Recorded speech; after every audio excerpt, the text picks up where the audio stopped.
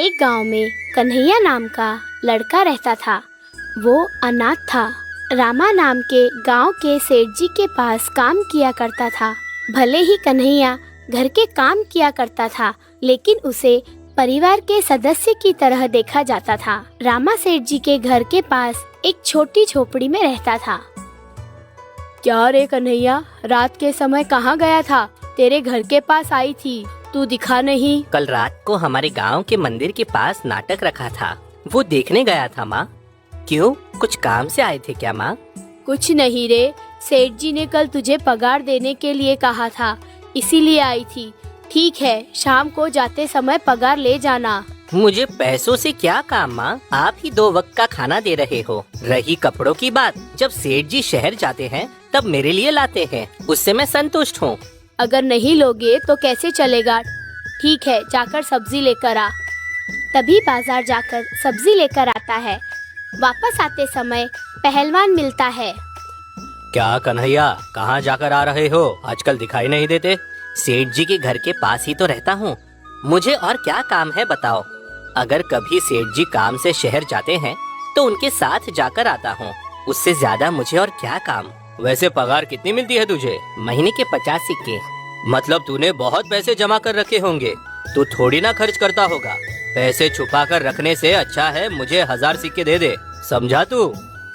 बाप रे, 1000 सिक्के मैं नहीं दूंगा, मैंने जमा किए हुए पैसे हैं। मुझे बेकार में देने की जरूरत नहीं, मैं तुझे महीना खत्म होने से पहले 50 सिक्के ज्यादा दूंगा। क्या सच में 50 सिक्के ज्यादा दोगे?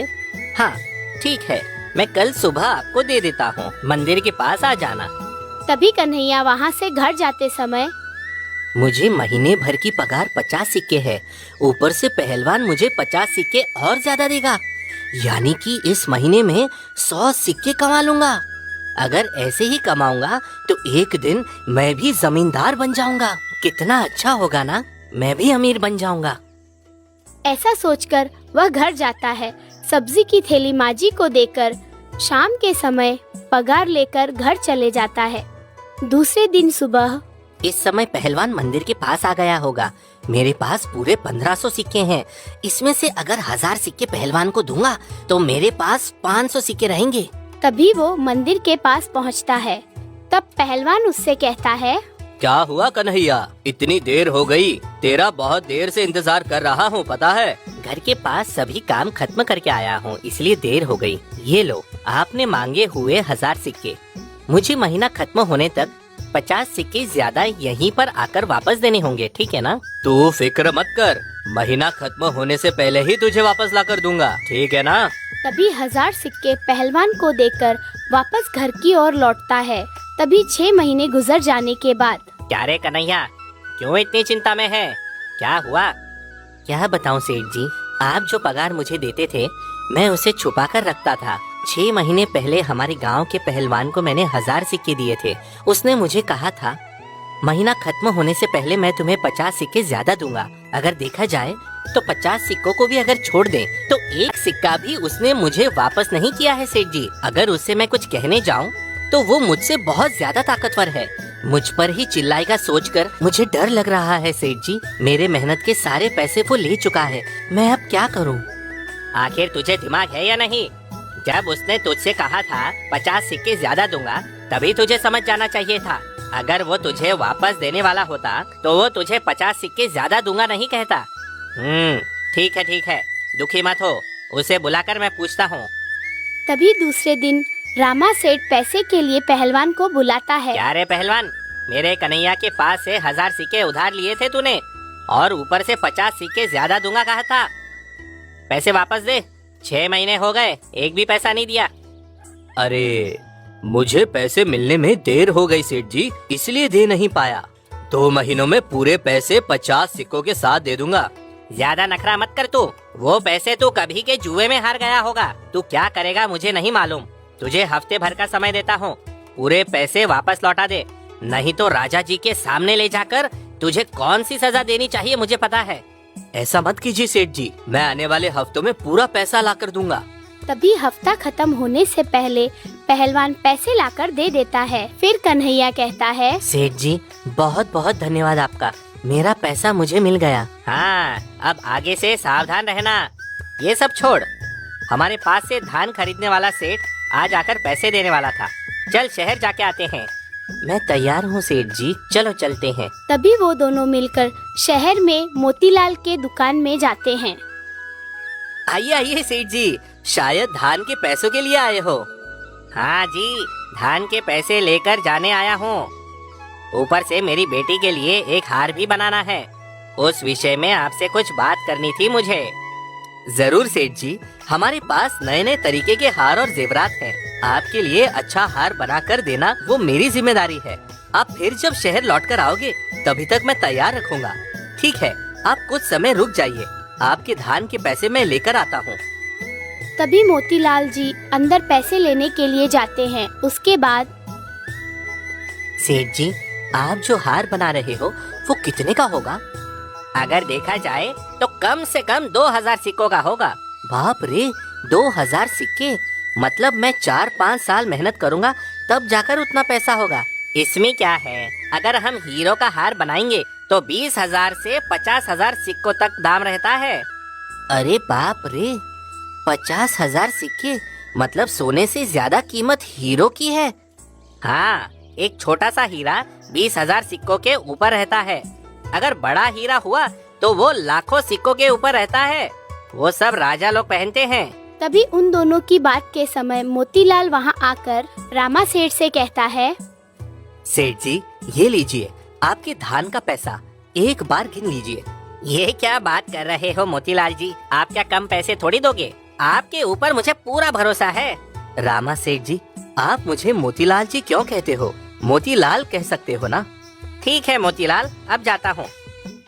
तभी रामा सेठ और कन्हैया लौटते हुए, सेठ जी, हमारे लौटते समय मोतीलाल जी ने आपको सिर्फ मोतीलाल कहने के लिए क्यों कहा? कुछ नहीं कन्हैया, इससे पहले मोतीलाल धान बेचने वाला व्यापारी था। तभी व्यापार में ज्यादा पैसा कमाने के बाद सोने की दुकान डालकर बैठा है। अब और भी ज्यादा पैसे कमाने लगा है। वो क्या है ना, पैसा आने के बाद लोगों की नजर में आदर बढ़ जाता है, इसलिए मोतीलाल मोतीलाल जी हो गया है, समझे? अच्छा, अगर हमारे पास ज्यादा पैसे होते हैं तो इज्जत बढ़ती है मतलब। तभी वो दोनों मिलकर गांव पहुंचते हैं। कुछ महीने गुजर जाने के बाद एक दिन कन्हैया लकड़ी काटता रहता है। क्या रे कन्हैया, अब तक लकड़ी काटना हुआ नहीं? और कितना समय लगेगा? तू लकड़ी कब काटेगा? खाना कब बनेगा? खेत में कब जाएगा? ऊपर से आज का दिन धान हाथ में आने वाला दिन है। जल्दी जल्दी कर, आज चला। क्या सेठ जी, मेरा नाम कन्हैया लाल है, तो आप मुझे कन्हैया कन्हैया क्यों बुलाते हो? कन्हैया लाल बुलाइए। ठीक है कन्हैया लाल जी, आप जल्दी काम खत्म करोगे तो मैं खेत में चला जाऊंगा। सिर्फ कुछ देर रुकिए, मैं अभी खत्म करता हूँ। तभी लकड़ी काटने के बाद दूध निकालने जाता है। उस समय सीता माँ वहाँ आती है। ओ कन्हैया, जल्दी से दूध निकाल कर आओ, बाजार जाकर सब्जी भी लानी है। आज तूने बहुत देर कर दी, जल्दी जल्दी कर। माँ जी, आपको भी कह देता हूँ, मुझे आज के बाद कन्हैया कहकर मत पुकारिएगा। मेरा नाम कन्हैया लाल है, कन्हैया लाल कहकर पुकारिएगा, सिर्फ कन्हैया मत कहना। बाप रे, इतने सालों से जो याद नहीं था, आज के दिन याद आ गया। ठीक है कन्हैया जी, जल्दी जल्दी कीजिए। उस दिन शाम के समय काम खत्म करके घर आते हैं। अरे ओ कन्हैया, तेरी माँ जी से कहकर थोड़ा सा पानी लेकर आ, बहुत प्यास लगी है। सेठ जी, सुबह मैंने आपसे कहा था ना, फिर अभी कह रहा हूँ, मुझे आज के बाद कन्हैया कहकर मत पुकारिएगा, कन्हैया लाल कहकर पुकारिएगा। माँ जी, सेठ जी को पानी चाहिए, लाकर दे दीजिए, मुझे देर हो गई है, मैं घर पर जा रहा हूँ। सुबह से काम करते करते मरे जा रहा हूँ। ये सब देखते हुए रामा सेठ पत्नी से कहते हैं, क्या हुआ इसे? अचानक से ऐसा बर्ताव कर रहा है। इसके अंदर बदलाव आना, इसके पीछे कुछ कारण होगा। उस दिन रात को रामा सेठ कन्हैया के घर जाते हैं और खिड़की के अंदर से देखते हैं तो कन्हैया एक हीरा हाथ में पकड़कर बहुत ही प्यार से उसे देखते हुए, वाह वाह वाह, ये हीरा अब मेरा है, ये जरूर राजा के महलों का हीरा होगा। इसकी कीमत लाखों सिक्कों के ऊपर ही होगी, यानी कि मैं आज के दिन से लाखों सिक्कों का मालिक। हाँ हाँ, इसके अंदर बदलाव का कारण ये हीरा है। ठीक है। तभी दूसरे दिन कन्हैया फिर काम पर आता है। दूध निकालने वाले कन्हैया से, सुनिए कन्हैया लाल जी, आप जल्दी आपका काम खत्म करोगे तो शहर जाकर धान देकर आते हैं। चलो। बहुत ही खुशी हुई सुनकर, जल्दी काम खत्म करके आता हूँ। फिर वो दोनों मिलकर धान शहर में लेकर जाते हैं। वहाँ दुकान के पास पहुँचने के बाद, कन्हैया लाल जी, मुझे बच्चों के लिए कपड़े खरीदने हैं, आप मेरे साथ आओगे क्या? सेठ जी, मुझे कुछ जरूरी काम आ गया है, आप जाकर आइए। काम के बाद मैं आपको यहीं पर मिलता हूँ। तभी वह दोनों वहाँ से जाकर 1 घंटे बाद फिर वहीं पर मिलते हैं। कन्हैया लाल जी, क्या आपका काम हो गया? अब लौटकर घर जाते हैं या फिर आपको और भी कुछ काम है? आप जब भी कहोगे तब घर जाएंगे। आप कृपा करके मुझे कन्हैया लाल जी कहकर मत पुकारिएगा, मुझे हमेशा की तरह कन्हैया कहकर ही पुकारिएगा। आप मुझे ऐसा पुकार रहे हो तो मुझे अजीब लग रहा है। अरे क्या कह रहे हो कन्हैया लाल जी, अचानक से आप ऐसी बात कर रहे हो? सेठ जी, मैं आपको सच्ची बात बताता हूँ। आखिर में क्या हुआ कि इस हीरे को देखिए, ये हीरा मुझे अपने घर के कुछ दूरी पर मिला। ओहो, मतलब आप लाखों सिक्कों के मालिक बन गए। धत तेरी की, ऐसा कुछ नहीं है, मैंने भी ऐसा ही सोचा, इसलिए इस हीरे को लेकर जब आप कपड़े खरीदने गए थे उस समय मैं मोतीलाल सेठ जी के दुकान पर गया। जब उन्हें ये हीरा दिखाया तब उन्होंने कहा ये सिर्फ एक कांच का पत्थर है। फिर क्या करूं, समझ में नहीं आया तो मैं यहाँ आ गया। अरे बाप रे, एक कांच का पत्थर है, तुझे अभी पता चला? कल रात को जब तू इसे हाथ में लेकर खुशी से नाच रहा था, मैं तभी समझ गया था कि ये सिर्फ कांच का पत्थर है जो बच्चों ने फेंका था। ये कांच का पत्थर है, आपको पहले से पता था? इसे देखकर मुझे लगा कि मैं लाखों सिक्कों का मालिक बन गया और मेरी आंखों पर पर्दा छा गया। समझो, अगर तुझे ये मिल भी गया तो इसे तुरंत ले जाकर राजा के न्यायालय में देना था ना। तू इसे अपना समझेगा तो कैसे चलेगा? तेरे मेहनत का पैसा उस पहलवान को तूने पैसों के लालच में दिया। जब वो तुझे वापस नहीं दे रहा था तब तू मेहनत का पैसा चला गया सोचकर कितना दुखी हो रहा था। अगर ये किसी का भी असली हीरा होता तो वो इसे खोने की वजह से कितना दुखी होता। वैसा सोचे बगैर इसे बेचकर लाखों सिक्कों का मालिक बनूंगा सोचा। सेठ जी, आपने जो भी कहा वो बिल्कुल सही है, मैंने जो किया वो गलत है, फिर कभी ऐसा नहीं करूंगा सेठ जी। आज के बाद मैं ईमानदारी से जीऊंगा। इस कांच के पत्थर ने मेरी आंखों पर धूल डाल दी थी। दुखी मत हो कन्हैया, मैं तुझे बचपन से देख रहा हूँ, इसलिए तेरे पास जो पैसे हैं उसके साथ में और 2000 सिक्के तुझे देता हूँ। छोटी सी दुकान डालकर व्यापार करना शुरू कर, ईमानदारी से व्यापार कर, वही तुझे धनवान बनाएगा और अच्छी इज्जत मिलेगी तुझे। तभी उसके पास जो पैसे थे और जो पैसे सेठ जी ने दिए थे उसे मिलाकर उसने राशन की दुकान लगाई और इतना लाभ कमाया, आसपास के 10 गांव में सबसे बड़ी दुकान उसी की थी।